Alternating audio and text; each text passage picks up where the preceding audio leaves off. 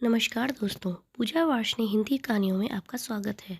आज की कहानी का शीर्षक है हर पति पत्नी के रिश्ते को बताती कहानी। मतलब आज की कहानी में जो बातें बताई गई हैं वो लगभग हर पति पत्नी के जीवन में एक बार तो ज़रूर आती हैं। अब वो उनके ऊपर डिपेंड करता है कि वो उन्हें किस तरीके से अपने जीवन पर लागू करते हैं। मुझे पहले उसकी तस्वीर दिखाइए माँ, फिर मैं फैसला करूँगी हाँ या ना का। माँ ने रीता की तरफ देखा। अच्छा, हम तुम्हारे लिए क्या कोई अच्छा लड़का नहीं देखेंगे? रीता गुस्से से बोली, माँ मुझे बस लड़का देखना है।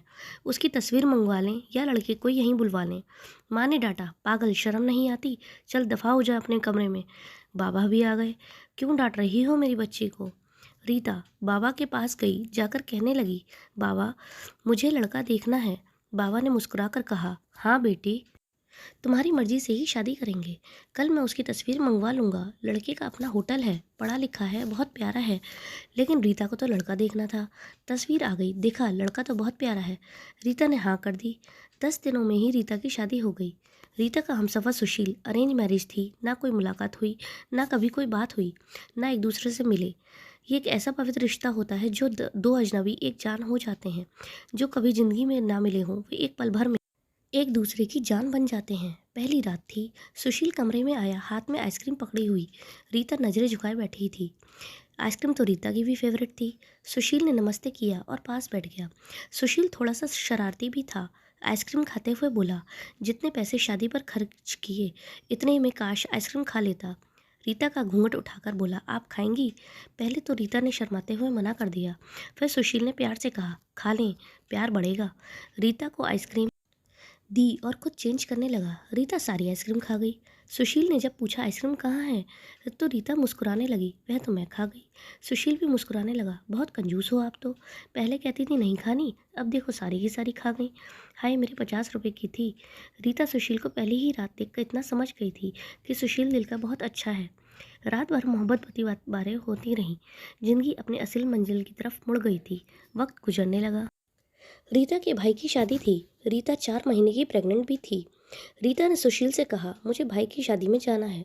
सुशील ने रीता के पास बैठकर बोला, रीता, डॉक्टर ने आपको लंबी यात्रा करने से मना किया है, इसलिए मैं कोई रिस्क नहीं लेना चाहता। मैं इजाज़त नहीं दे सकता आपको शादी में जाने की। रीता को बहुत गुस्सा आया। सुशील, आप पागल हो गए हैं क्या?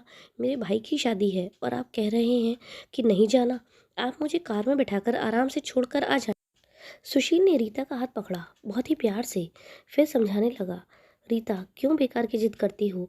डॉक्टर ने यात्रा करने के लिए मना किया है, तो मैं नहीं जाने दे सकता तुम्हें। तुम लापरवाह हो जाती हो और मैं तुमको किसी के भरोसे नहीं छोड़ सकता। इतना कहकर सुशील कमरे से बाहर चला गया। रीता रोने लगी। रीता ने अपने भाई को और माँ को फ़ोन किया। सुशील मना कर रहा है शादी में आने के लिए। माँ ने समझाया, बेटा अगर वह कह रहा है तो ना आओ। लेकिन रीता के भाई और भाभी जिद करने लगे, क्यों नहीं आने दे रहा सुशील हमारी बहन को? वह रात को आए। सुशील भी घर पर था। कहने लगे कि मेहंदी है, 3 दिन की तो बात है, हम रीता को लेने आए हैं। सुशील ने रीता की तरफ देखा। रीता, मैंने तुमसे क्या कहा था? रीता ने नजरें झुका ली, कमरे में चली गई उठकर। सुशील को गुस्सा तो बहुत आ रहा था, लेकिन सब्र कर लिया। 1000 रुपये जेब से निकाले, रीता को दिए। कहा, ये पैसे रख लो, बाकी और चाहिए तो ले लेना, मैं आऊँगा कल। रीता बहुत खुश थी। सुशील ने अपने सीने से लगाते हुए कहा, रीता अपना ध्यान रखना। रीता शादी में चली गई। मेहंदी की रात रीता की बुआ की लड़की भी आई हुई थी। सबने मिलकर डांस किया, काफ़ी एंजॉय किया। बारात वाले दिन जब भाई की बारात लड़की वालों के घर पहुंची तो बारिश हो रही थी। गली में काफ़ी कीचड़ थी।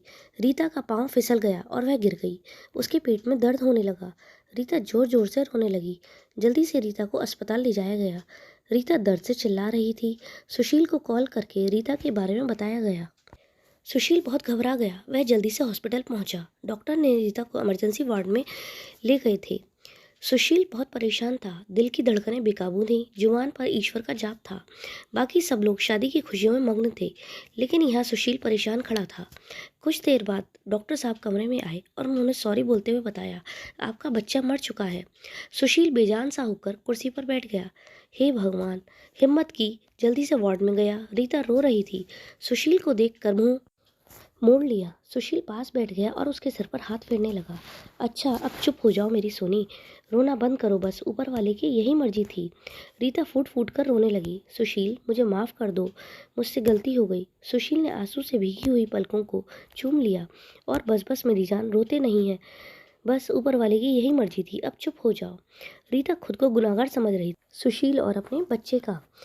सुशील समझाने लगा रीता को और उसका सिर अपनी गोद में रख लिया। चुप हो जा मेरी सोनी, रो मत अब, देख मैं तेरे पास हूँ। रीता को लेकर घर चला आया। शादी खत्म हुई तो सब आ गए रीता का हाल पूछने।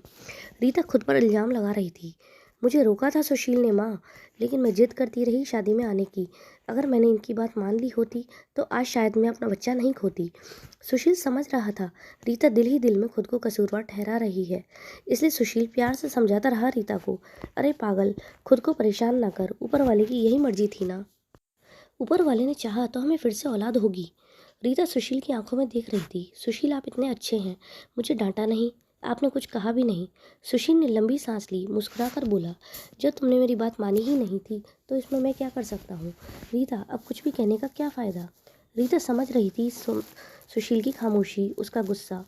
1 साल बाद फिर ऊपर वाले ने उनको एक बेटा दिया। सब बहुत खुश थे। सुशील बाहों में भरकर चूमने लगा अपने बेटे को। रीता बेड पर लेटी सुशील की आंखों से बेटे की मोहब्बत में निकलते आंसू देख रही थी। जिंदगी में अच्छे बुरे दिन सब आते हैं, लेकिन अक्लमंद वही होता है जो खुद को हालात में ढाल लेता है।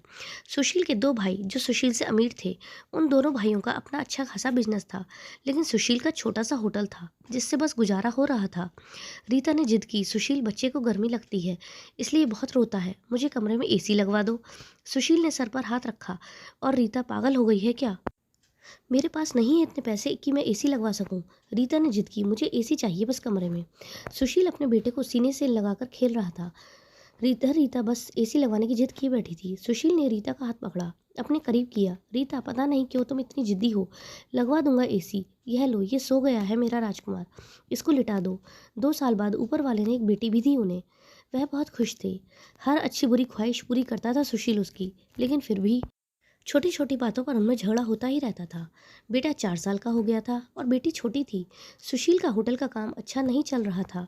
सुशील कुछ परेशान था। घर आया तो देखा बेटे ने उसका लैपटॉप तोड़ दिया था। रीता मोबाइल पर लगी हुई थी।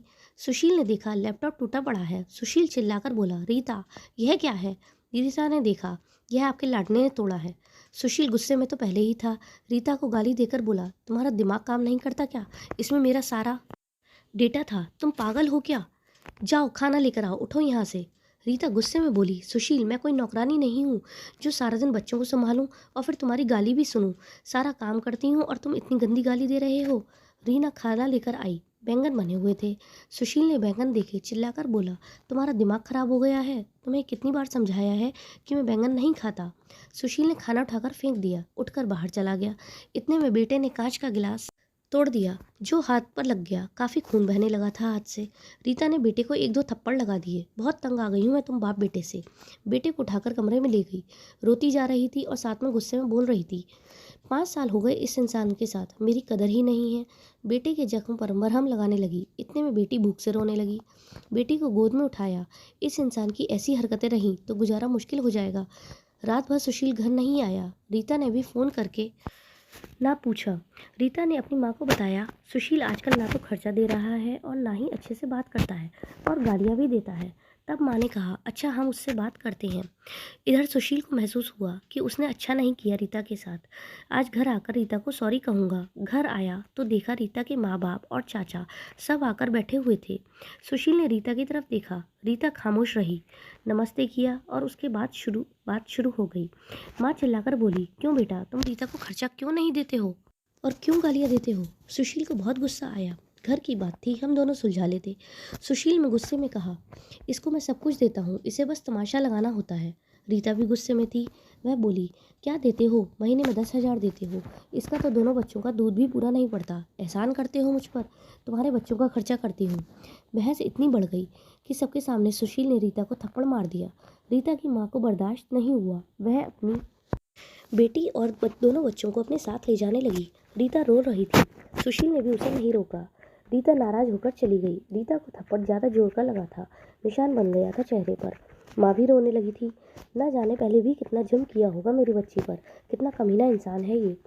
सुशील पहले से ही अपने होटल की वजह से बहुत परेशान था, क्योंकि काम नहीं चल रहा था और अब यह परेशानी और बढ़ गई थी। रीता मायके में थी, सुशील यहाँ था। घर में बहुत परेशान था। हालात इतने खराब हो गए थे कि सुशील को अपना होटल बेचना पड़ा। 2 महीने गुजर गए। दोनों ने एक दूसरे से बात तक नहीं की। दोनों ही गुरूर में थे। सुशील कहता, खुद गई है तो खुद ही वापस आए। रीता की अकड़ थी, मनाने आएगा तभी जाऊंगी। दिन गुजरते गए। 8 महीने गुजर गए। कोई बातचीत नहीं हुई। सुशील के एक दोस्त ने सुशील से कहा, विदेश जाना है तो बताओ, मेरे पास एक वीज़ा है। हालात काफ़ी बुरे थे। सुशील विदेश चला गया। उसका नंबर भी बंद हो गया। अब 1 साल गुजर गया। दोनों ने कोई बात भी नहीं की एक दूसरे से। रीता भाई से खर्चा लेती थी अपने बच्चों के दूध का और फिर अपनी दूसरी ज़रूरतों का। भाई कब तक दे सकते थे खर्चा? उनके भी तो अपने बच्चे थे। कभी रीता के बच्चे कोई नुकसान कर देते, कभी कोई चीज़ तोड़ देते, तो रीता की भाभी 1000 बातें सुनाती, ताने देती। रीता चुपचाप सुन लेती। कर भी क्या सकती थी आखिर? किसी से कुछ कह भी नहीं सकती थी। दीपावली का दिन था। दीपा ने अपने भाई से कहा, कुछ पैसे दे दो भाई, मुझे बच्चों को शॉपिंग करवानी है। भाभी पास से जाकर बोली, बहन साफ सी बात है, हमारे पास फालतू के पैसे नहीं हैं। उस इंसान के साथ गुजारा गुजारा नहीं है तो तलाक लेकर किसी दूसरे से शादी कर लो और जाओ यहाँ से। रीता उस दिन बहुत रोई थी। उसे एहसास होने लगा था, सुशील तो मेरे सर का ताज है। सुशील दुबई में बच्चों को याद करता हुआ बहुत रोता था। रीता पागल, कुछ भी नहीं समझती, ये तूने क्या कर दिया। उधर रीता के भाई ने रीता के लिए एक आदमी देखा जिसकी पत्नी की मृत्यु हो चुकी थी और 4 बच्चे थे उसके। भाई ने रीता से कहा, बस सुशील से तलाक ले लो और इस आदमी से शादी करके अपना घर बसा लो। रीता की आंखें भीग गई थीं आंसुओं से। जल्दी से मोबाइल निकाला, सुशील को फ़ोन किया। नंबर बंद आ रहा था। रीता रोने लगी, मुझे सुशील के पास ही जाना है, मुझे कोई शादी नहीं करनी। उधर सुशील का भी दिल तड़पा। उसने सोचा, मेरी रीता तो मासूम सी है, थोड़े से गुस्से पर नाराज़ हो जाती है, मैं खुद ही माफ़ी मांग लूँगा अपनी जान से। वह टिकट कटवाकर हिंदुस्तान वापस आ गया। रीता रो रो कर भगवान से अपने पापों, अपनी गलती की माफ़ी मांग रही थी। ए ऊपर वाले, मुझे माफ़ कर दे, मुझे मेरा सुशील वापस कर दे। रात भर रोती रही। सुबह वह बेटे को नाश्ता करवा रही थी कि दरवाजे की घंटी बजी। भाभी ने दरवाज़ा खोला। सामने देखा, सुशील खड़ा था।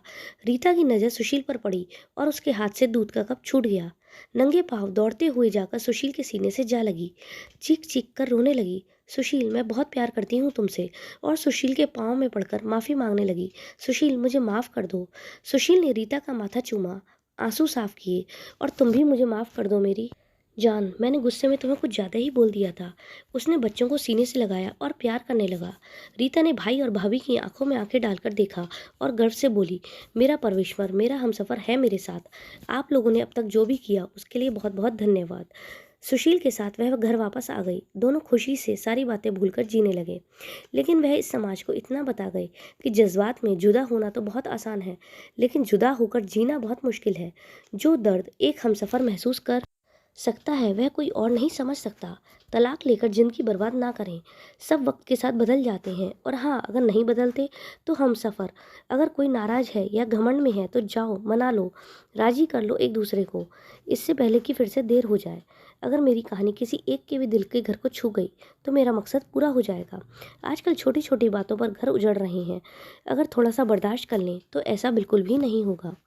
मित्रों, अगर आपको ये कहानी पसंद आई हो और आप ऐसी ही कहानियाँ और सुनना चाहते हो तो इस वीडियो को लाइक, सब्सक्राइब और शेयर ज़रूर करें और बेल आइकन भी ज़रूर दबाएं। धन्यवाद।